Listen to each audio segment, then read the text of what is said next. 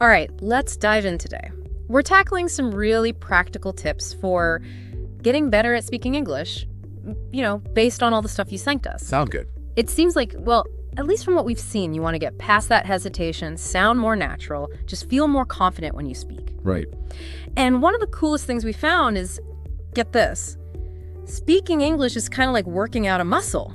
It really is like a powerful analogy. Right. Yeah, you don't expect to just walk into the gym and suddenly bench press a ton of weight. Exactly. It's about those regular workouts. Even if they're short, focused, that's how you build up strength over time. Okay, so then how do we actually work out our English speaking muscles? Right. A bunch of the sources were all about daily practice, but before you totally tune out thinking it's going to be boring grammar drills, Yeah. they all said even doing 10, 15 minutes a day can make a difference. Absolutely. It's more about how often you do it and how well you do it, not just how long you spend. Right. Quality over quantity. One source even said, just try describing your day out loud in English, like you're narrating a documentary about yourself. Whoa, that's cool. I like that. Yeah. It turns even boring stuff into a chance to practice. Exactly.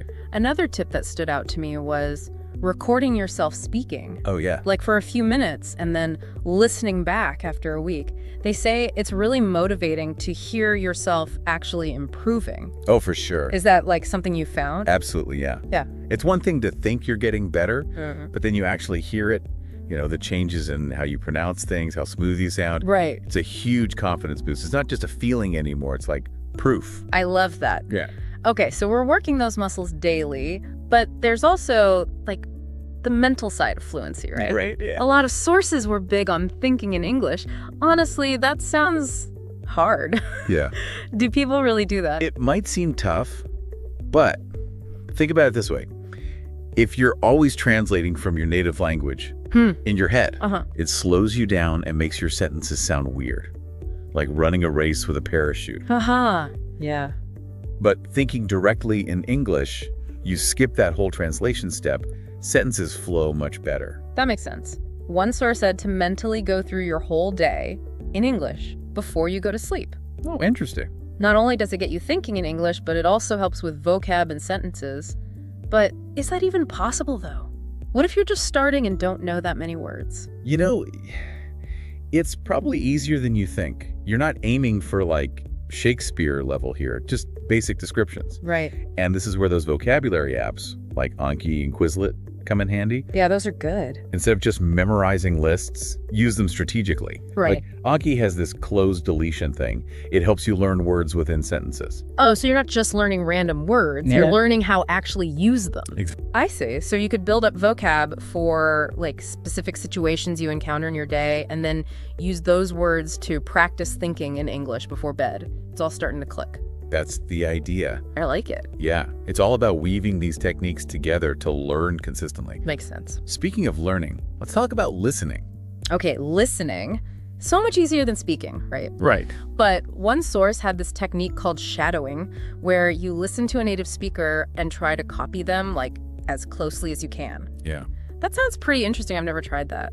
Does that actually work? Isn't it just repeating? How does that make you better at speaking? It's way more than just repeating.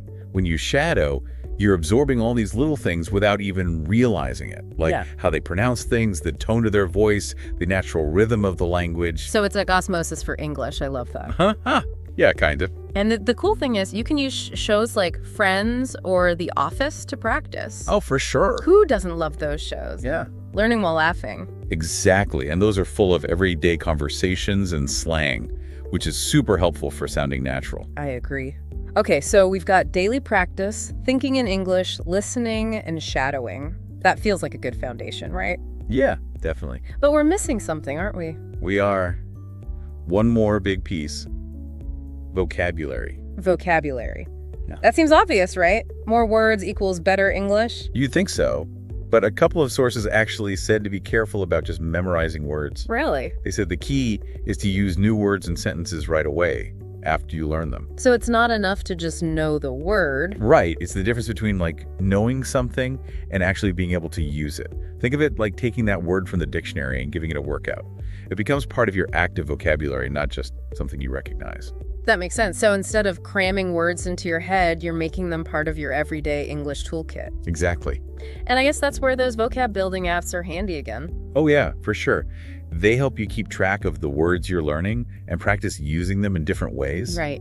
And speaking of practice, remember that thing about recording yourself? Oh, yeah. That can be a game changer, especially for vocabulary. I can see how listening back would help you catch those times when you're hesitating or searching for the right word. Exactly. And then you can focus your vocab practice on those areas. Exactly. It's all about using these techniques together. Yeah.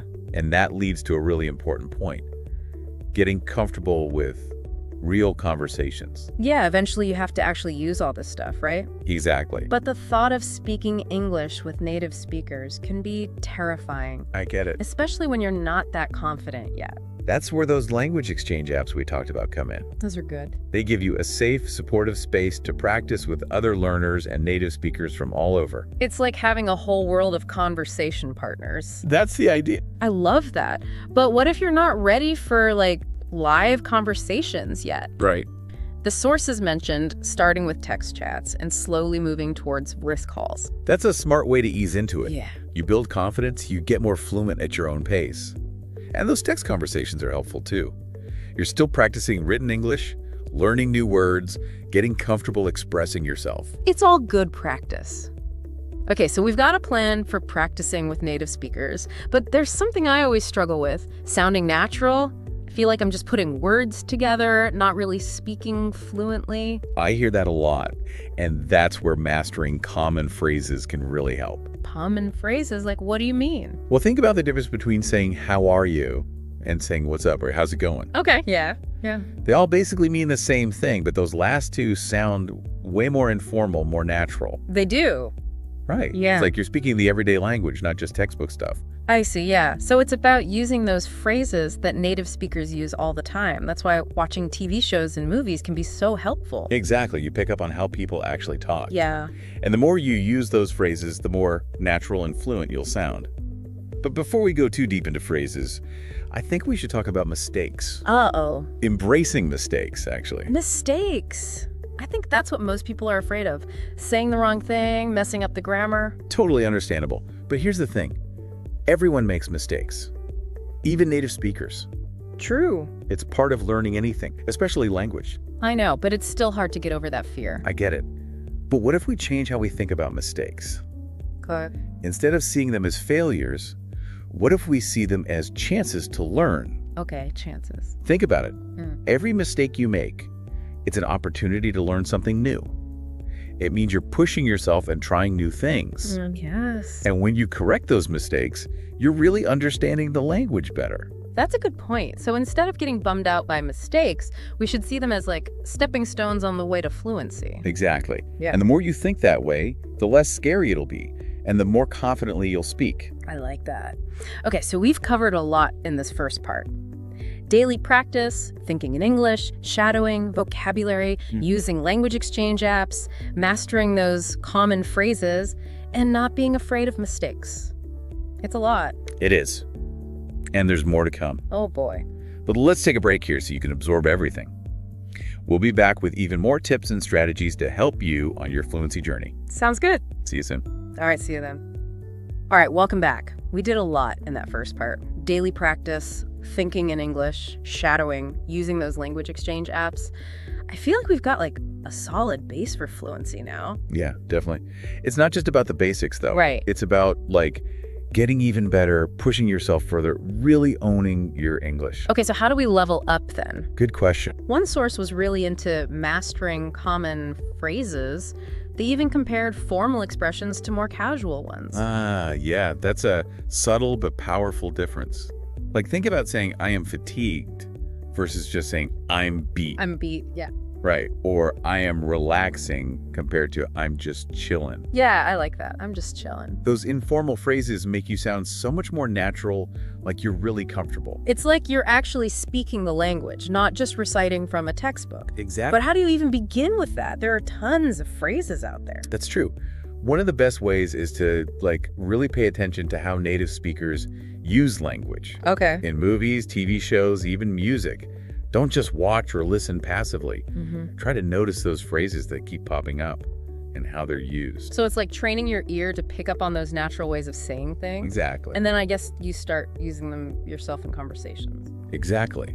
It might feel weird at first, but the more you do it, the easier it gets. And suddenly you'll find yourself expressing things in a way that just feels right, more fluent. Now, we touched on accents a bit before, but I want to come back to that.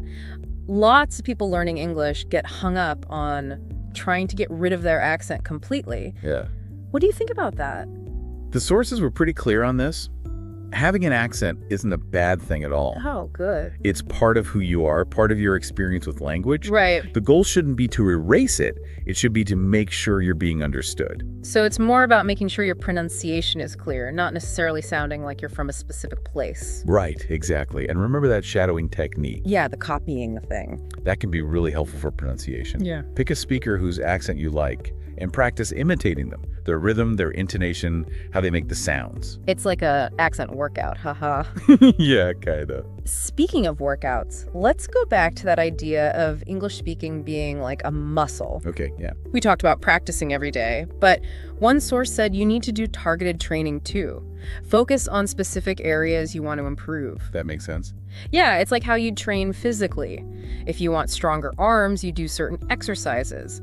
So for better conversation skills, you focus on activities that help with that. Exactly. It's not just about speaking more, it's about speaking better in the areas where you need the most work. That makes sense. But what if you don't actually have any native speakers to practice with? Right. We talked about the language exchange apps, but those can be a bit intimidating. They can be.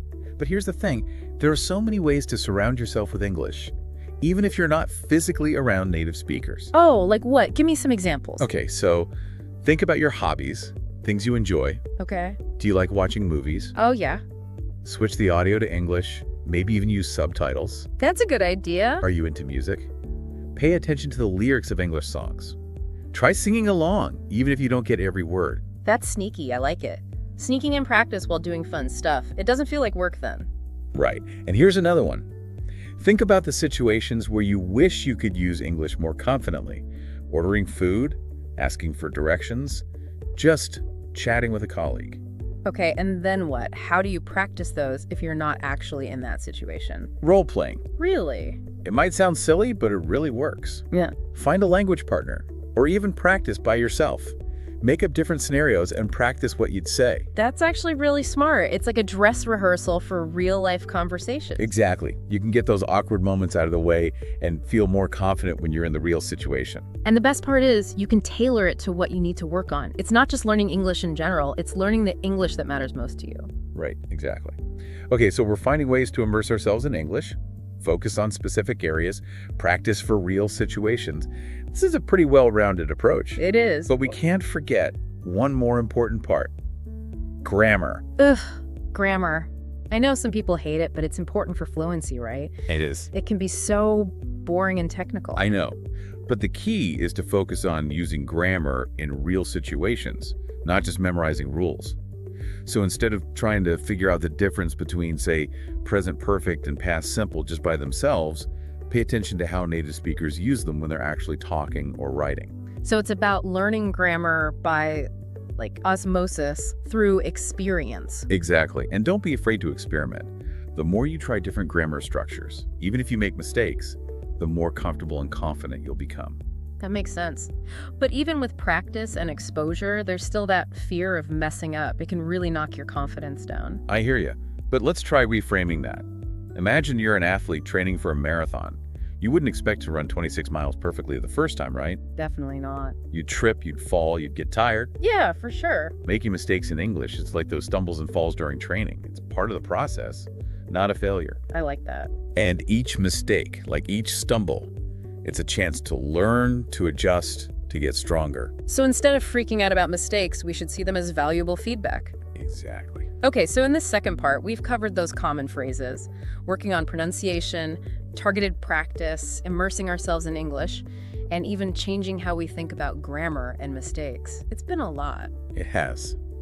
But we've got even more to cover. Okay, welcome back for the last part of our fluency deep dive. It feels like we've already found so many awesome tips and tricks, from those little daily things to, like, the bigger stuff, like finding your own voice in English? Yeah, we've been through a lot. It's been cool to see how all these different techniques actually work together. But before we finish up, there are a few more things from the sources that I think will really help you on your journey. Okay, I'm all ears. What else is there? Well, one of the biggest things people struggle with, and the sources talked about this a lot, is feeling overwhelmed. You know that feeling when there's just so much information, you don't know where to start? Oh, yeah, totally. It's like looking at a huge mountain and thinking, how am I ever going to climb that? Exactly. But the key is, instead of trying to do everything at once, just break it down into smaller, easier steps. Okay, smaller steps. The sources were all about setting realistic goals and then celebrating those little wins along the way. So instead of saying, like, I want to be fluent in English, which feels impossible, I might say, this week, I'm going to try using 5 new phrases in my conversations. Perfect example. It's about setting goals you can actually reach, so you can see yourself improving. It makes the whole thing feel less scary and more rewarding. I like that. So we're setting realistic goals, breaking the mountain down, but even then, sometimes you just lose motivation. It's easy to get busy and forget why you started learning English in the first place. You're right. That's why one of the sources talked about connecting with your why, like finding that deeper reason that makes you want to learn. It's like having that North Star, that guide that keeps you going in the right direction, even when things get tough. That's it. So take some time to think about why you're learning English. What do you hope to achieve? What opportunities do you see? What dreams are you chasing? Those are good questions to ask yourself. And when you connect your language learning to those bigger motivations, it stops feeling like a chore and becomes more like an adventure. It does. It's a way to grow, to connect with new people and cultures, to become a better, more confident you. I love that. But let's be real, even with all the right intentions, sometimes it just feels like hard work. That's true.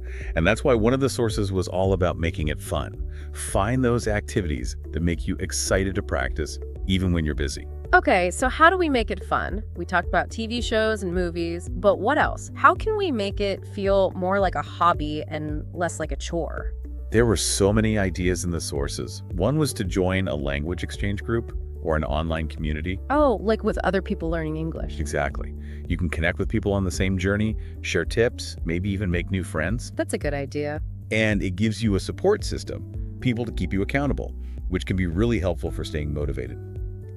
Another suggestion was to explore English music and podcasts. I do love podcasts. Right, it's like sneaking in some practice while you're enjoying your favorite tunes or listening to something interesting. It's like tricking your brain into learning.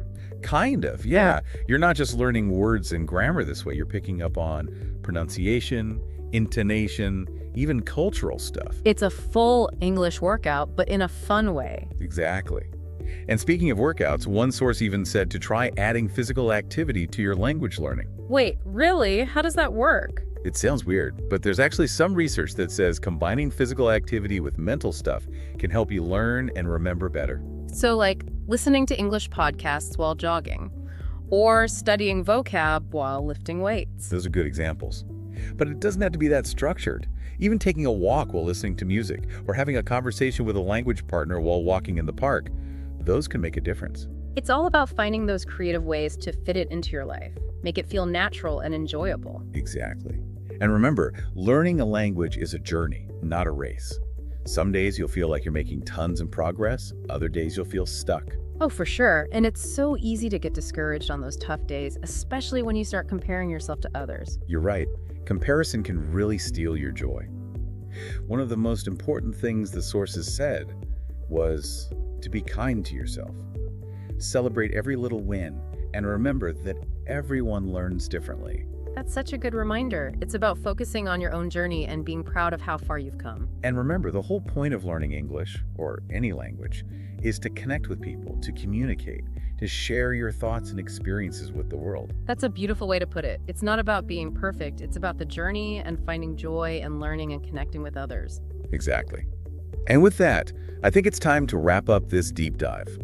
We've covered everything from the basics like daily practice and vocab to the bigger picture stuff like finding your voice and being okay with making mistakes. It's been amazing. I feel like we've given you a ton of tools to help you reach your goals. And remember, the most important tool is you, your dedication, your passion.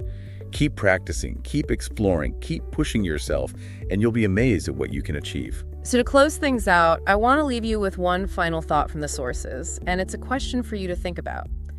What specific situations make you feel the most nervous when speaking English? That's a great question, because once you know what those challenges are, you can use all the techniques we've talked about to overcome them. Remember, you're closer to fluency than you think. Every conversation, every time you practice, every mistake you make, it all gets you closer. So keep going, keep learning, and most importantly, keep speaking. You never know. Maybe someday we'll be listening to you share your own fluency story and inspire others. Until then, happy speaking.